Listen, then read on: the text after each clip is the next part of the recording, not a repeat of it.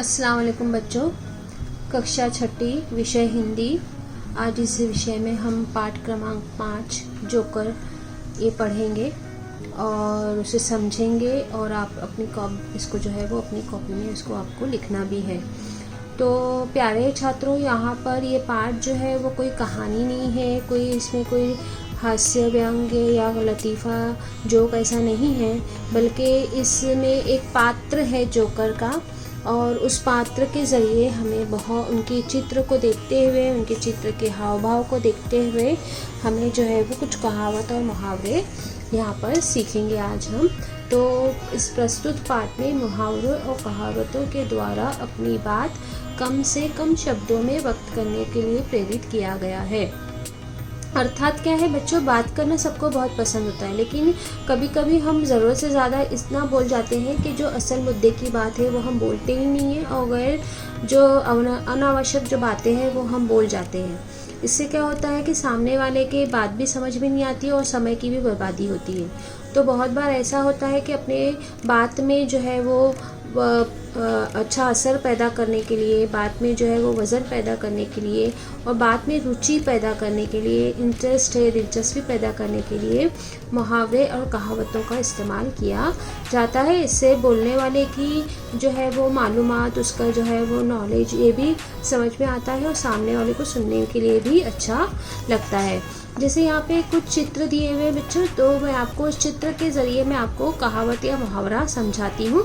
जैसे ये है घर, ये चित्र किसका है? घर का है। फिर ये है मुर्गी और ये है दाल। तो अगर हम इसका चित्र को पढ़ें तो घर की मुर्गी दाल बराबर, ये बराबर का निशान है ना, तो क्या यहाँ पे कहावत निकल के आ रही है कि घर की मुर्गी दाल बराबर। उसके बाद यहाँ पर तो ये हो गया, ये असल में हो गया है कहावत। कहावत और मुहावरे ये दोनों बहुत अलग चीज़ें होती हैं। कहावत वो होती है जो किसी कहानी के आधार पर का निचोड़ हो सकती है, ठीक है। उसमें उद्देश्य होता है, यानी सब्जेक्ट होता है और विधेय होता है, प्रेडिकेट होता है, मतलब खबर और मुब्तदा होते हैं। जबकि जो मुहावरा होता है वो मुहावरा जो है वो एक अधूरा सा होता है। जैसे यहाँ पे मैं बताती हूँ, 9 + 2 = 11।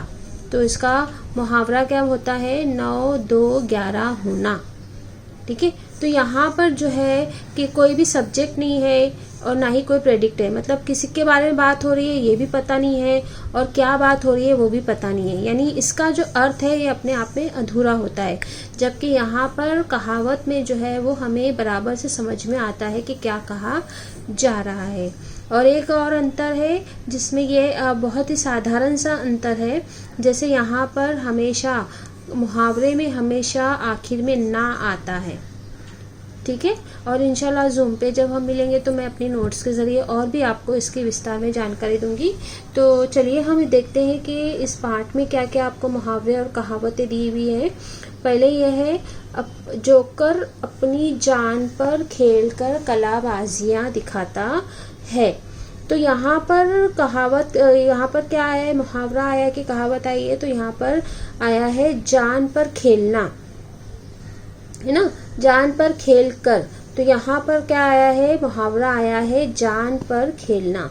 ये अक्सर जो है वो हम जो लोग अपनी जान को खेलकर, जो अपनी जान को खतरे में डालकर, जान पर खेलना का मतलब होता है जान को खतरे में डालना। तो जो लोग अपनी जान को खतरे में डालते हैं उनके बारे में ये कहा जाता है कि वो अपनी जान को खतरे में डालकर जो है वो दूसरों की जान बचाई, या जान पर खेलकर जो है फौजी अपनी जान पर खेलकर, सिपाही ने अपनी जान पर खेलकर निर्दोष लोगों को बचाया। तो इस प्रकार के वाक्य मुहावरे के ज़रिए हम बोल सकते हैं। दूसरा है, जोकर झूठ मूठ का ठहाका लगाकर लोगों को हंसाता है।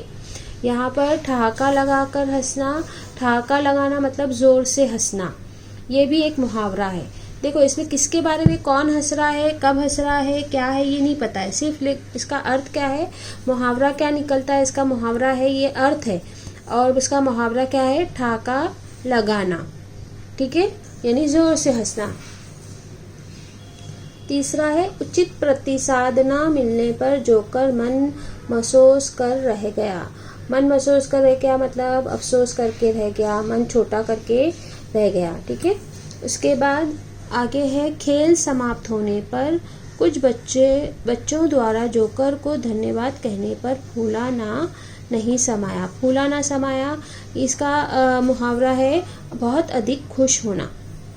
जब बहुत ज़्यादा कोई खुश होता है तो उसको कहते हैं फूला ना समाना। इसका मुहावरा क्या बनता है? फूला ना समाना। लेकिन जब हम मुहावरे को जब वाक्य में प्रयोग करते हैं तो वो मुहावरा वैसे के वैसे ही नहीं उसका वाक्य में प्रयोग होता। ये मैं आपको इसकी अधिक जानकारी बहुत ही अच्छे से और जूम में दूंगी। तो यहाँ फूला नहीं समाया का एक्चुअली मुहावरा बनता है फूला ना समाना। ठीक है, उसके बाद है एक बच्चे को अपनी नकल करते देखकर जोकर दंग रह गया। देखो यहाँ पे उसके फेस से भी समझ में आ रहा है जोकर एक ऐसा पात्र है जो अलग अलग जो है वो हाव भाव से अपने लोगों को हंसाता है। तो यहाँ पर इसके हाव भाव से यहाँ पर हमको मुहावरा भी समझ में आता है। तो दंग रह गया मतलब दंग रह जाना, ये मुहावरा है इसका असल में, और इसका उपयोग इस तरह से किया गया है दंग रह गया मतलब आश्चर्यचकित होना, बहुत ज्यादा आश्चर्य होना। जोकर शोर मचाने वाले बच्चों को आंखें दिखा रहा था। अब आंखें दिखा रहा था, इसका मुहावरा क्या है? आंखें दिखाना मतलब किसी को डराना, है ना। जब अम्मी जो है वो आप किसी पार्टी में जाते हो, कोई दावत वगैरह में जाते हो, आप अगर कोई गलती करते हो तो अम्मी आपको डांट नहीं सकती, कुछ बोल नहीं सकती लोगों के सामने। तो उस वक्त हमारी अम्मी क्या करती है? हमको आंखें दिखाती है ताकि हम संभल जाए, रुक जाए, है ना। तो उस वक्त मुहावरा है आंखें दिखाना, लेकिन यहाँ पर उसका हमने किस प्रकार से उपयोग किया है? आंखें दिखा रहा था। आगे है मौका मिलने पर जोकर कलाकारों के कर्तव्यों का श्रेय लेता है, अर्थात गंगा गए गंगादास, जमुना गए जमुनादास। ये कहावत है, हाँ, कि अपने अपने रास्ते हो लेना। ठीक है, फिर यहाँ पे है गाना तो आता नहीं और जोकर कहता है गला खराब है। यह तो ऐसा ही हुआ जैसे नाच न जाने आंगन टेढ़ा। अब यहाँ पर देखो ये दोनों जो है वो कहावत है। तो ये जैसी कहावत बोली जाती है उसी तरह से उसको यहाँ पर उसका वाक्य में उपयोग भी किया जाता है। नाच ना जाने आंगन टेढ़ा, गंगा गए गंगादास, जमुना गए जमुनादास। तो इस प्रकार से इनका जो है वो कोई किसी प्रकार का कोई परिवर्तन नहीं होता। जैसे ही ये कहावत है वैसे की वैसी ये कहावत जो है वो वाक्य में उपयोग होती है। ठीक है, इस प्रकार से हमने ये सीखा। अब हम कुछ आगे का देखते हैं। जैसे यहाँ पे एक हाथ शब्द है, इससे आपको मुहावरे बनाना है। हाथ फैलाना, हाथ बांटना, हाथ मलना, हाथों हाथ लेना। जैसे मैंने आपको पहले बताया था कि मुहावरे की एक पहचान ये भी है कि आखिर में ना आता है। तो आप देख रहे हो कि इसमें आखिर में ना है। फिर यहाँ पे कुछ जो है वो रास्ते पर चलते वक्त हमें कुछ चिन्हों का, संकेत चिन्हों का ध्यान में रखना अवश्य होता है, उसको समझना हमारे लिए ज़रूरी है।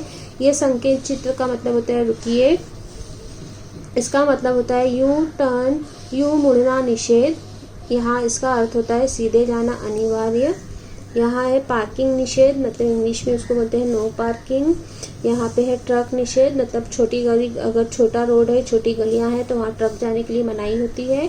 और इस तरह का जो अक्सर आपने आपके स्कूल के बाहर इस तरह का ये खंबा लगा हुआ देखा होगा, चिन्ह लगा हुआ देखा होगा खंबे पर, तो उसका अर्थ होता है आगे स्कूल है। तो प्यारे छात्रों, इंशाल्लाह हम जूम पर जब मिलेंगे तो कहावत और मुहावरे के बारे में मैं अधिक से अधिक और जानकारी आपको दूंगी और आपके प्रश्नों का उत्तर दूंगी। अल्लाह हाफिज़।